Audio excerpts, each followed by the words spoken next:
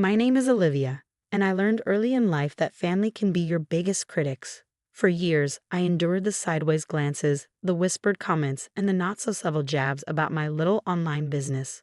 My sister Madison was always the star of the family, the golden child who could do no wrong. I still remember the day I told my family I was leaving my corporate job to start my own business.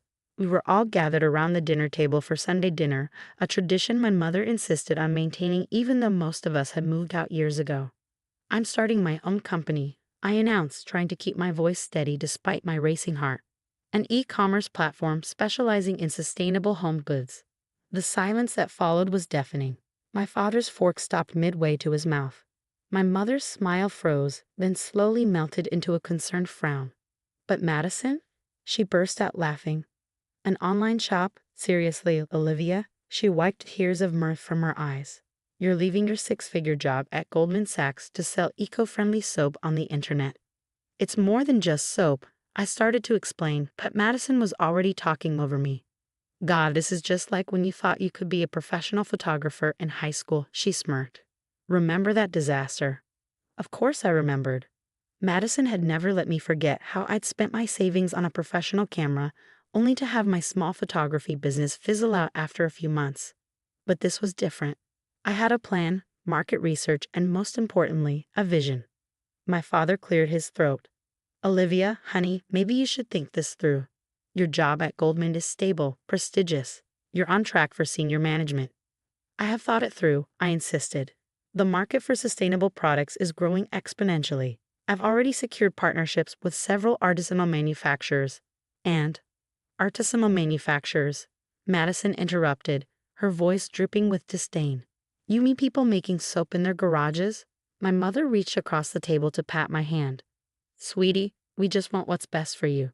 Look at Madison, she's killing it at her tech company. Executive VP at 32. Now that's something to aspire to." I pulled my hand away, feeling that familiar ache in my chest. Madison had always been the family's measuring stick for success. Her prestigious MBA, her rapid corporate climb, her magazine-worthy wedding to a venture capitalist. Everything she did was perfect. "My decision is made," I said quietly but firmly. "I start next month." That was 3 years ago. 3 years of building my company, Eco Haven, from the ground up. 3 years of working 18-hour days, learning every aspect of e-commerce, and carefully cultivating relationships with sustainable manufacturers across the globe. 3 years of enduring my family's constant judgment and Madison's mockery. What they didn't know was that Eco Haven wasn't just an online shop. Behind the scenes, I had built a sophisticated platform that connected eco-conscious consumers with verified sustainable producers.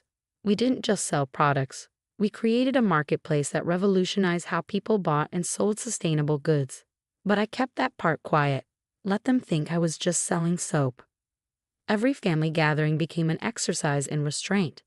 Madison would inevitably steer the conversation toward her latest achievement, a major merger she was overseeing, a new office opening in Singapore, the tech magazine that featured her as one of 30 under 35 to watch. "How's your little shop doing, Olivia?" she asked, her voice sweet with fake concern. "Still managing to keep the lights on." I'd smile and give vague answers about steady growth and expanding product lines. Meanwhile, I was closing deals with major retailers, developing proprietary software for supply chain verification, and quietly buying up smaller competitors.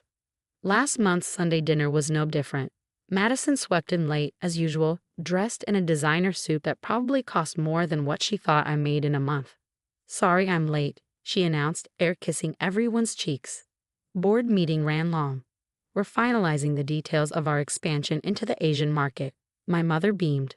"That's wonderful, darling." "Isn't that wonderful, Richard?" She prodded my father, who nodded appreciatively. "Very impressive," he agreed. "Your company's stock has been doing exceptionally well." Madison preened under the praise. "Well, leadership is all about vision and taking calculated risks." Speaking of which, she turned to me with that familiar condescending smile. "Poor Sarah, still running that pathetic online shop. You know, we're always hiring at TechFront. I could put in a good word for you. Get you a real job." I took a sip of wine to hide my smile. If only she knew that her company's recent success was partly due to the e-commerce management software I get license from one of my shell companies. Thanks, but I'm doing fine, I replied mildly. Madison laughed. Fine? Honey, you're 35, single and selling organic dish soap on the internet. That's not fine, that's. She gestured vaguely with her wine glass, settling. Our mother jumped in, ever the peacekeeper. Madison, don't be harsh. I'm sure Olivia's business is sustainable. She said the word like it was foreign, throwing me what she probably thought was a supportive smile. Actually, I started to say, but Madison was already launching into a story about her recent meeting with potential investors from Shanghai. I let her talk, let her bask in her perceived superiority, because I knew something she didn't, something none of them knew. While Madison had been climbing the corporate ladder at TechFront, I had built EcoHaven into a powerhouse. Our proprietary blockchain-based authentication system for verifying sustainable products had become the industry standard. Major retailers were fighting for partnerships. Venture capital firms were begging to invest. But the best part? I had just received some very interesting information about TechFront, Madison's precious company. Their expansion plans weren't going as smoothly as she claimed. In fact, they were in serious trouble. I excused myself early that night, citing an early morning meeting. As I drove home to my penthouse apartment, the one my family thought I couldn't afford, I couldn't help but smile. Madison's carefully constructed world was about to crumble, and she had no idea. Little did I know that in just 2 weeks, my sister would be standing in my office, her designer mascara running down her face, begging for my help. But that's when the real story begins. The call came at 3 a.m., 2 weeks after that family dinner. I was still working, reviewing contracts for our expansion into European markets, when Madison's name flashed across my phone screen. I almost didn't answer. She never called me unless it was to gloat about something. Olivia? Her voice sounded strange, shaky. I need to see you. It's important. I leaned back in my chair, studying the city lights through my office window. It's 3 a.m., Madison. Please, she whispered. Please, I need your help. That got my attention. Madison never said please, and she certainly never admitted to needing help, especially not from me. Come to my office, I said, then gave her an address she'd never heard before.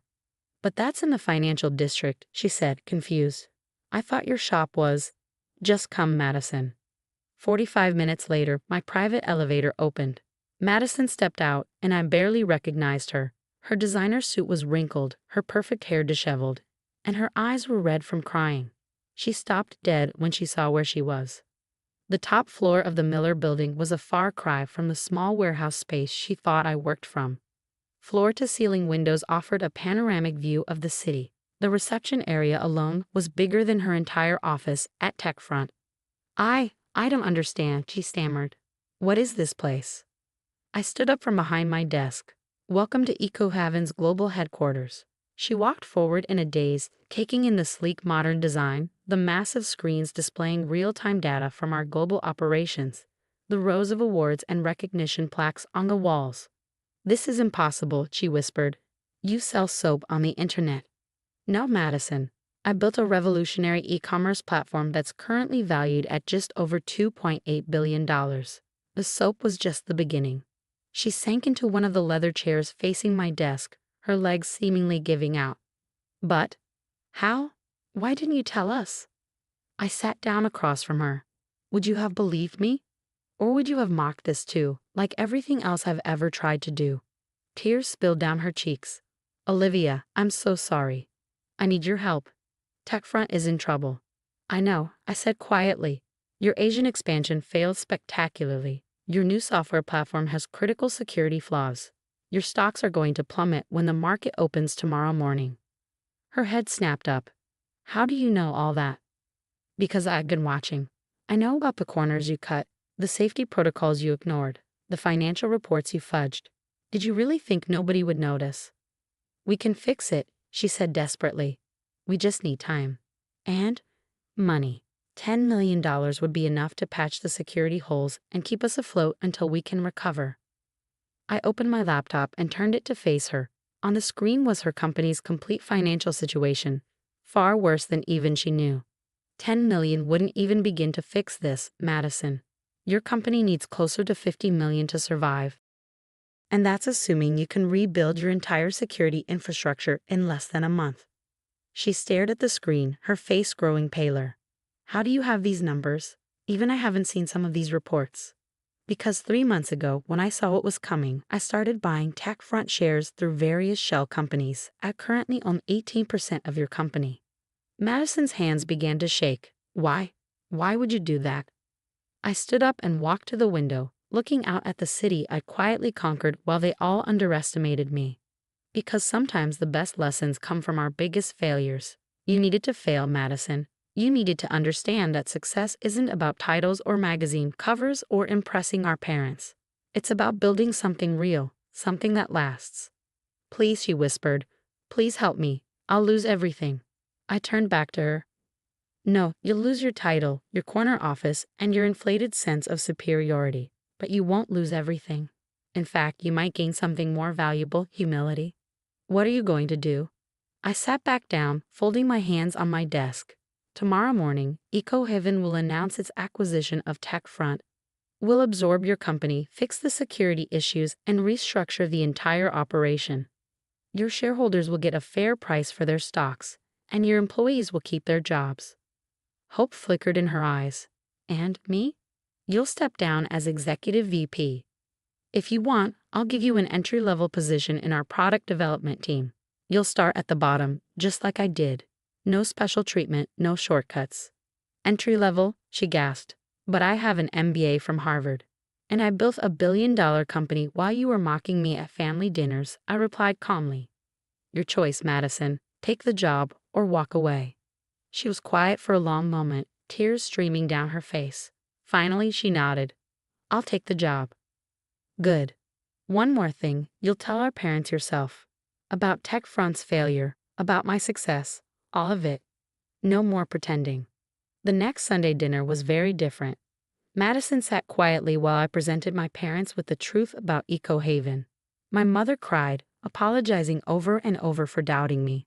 My father kept shaking his head, muttering about how he should have seen it.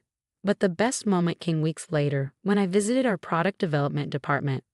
There was Madison, without her designer suits and perfect makeup, working alongside people she would have looked down on just months ago. She was learning, struggling, and for the first time in her life, earning her success instead of expecting it. How's your little soap company doing? She asked when she saw me, but this time there was no mockery in her voice, only respect, and maybe a touch of awe. I smiled. We're doing just fine, Madison. Just fine. As I walked away, I couldn't help but think about how sometimes the biggest victories come not from proving others wrong, but from showing them a better way to be right. Madison had lost her company, but she was gaining something far more valuable, the chance to build something real, something that would last. And me. I had finally stopped being the family disappointment and become something better, a sister who could teach rather than taunt, lead rather than follow, and succeed without needing anyone's approval but my own. The next time someone asks me about my little online shop, I just smile and remember that success doesn't always need to shout to be heard. Sometimes the quietest businesses make the loudest statements, and the best revenge isn't proving others wrong. It's proving yourself right.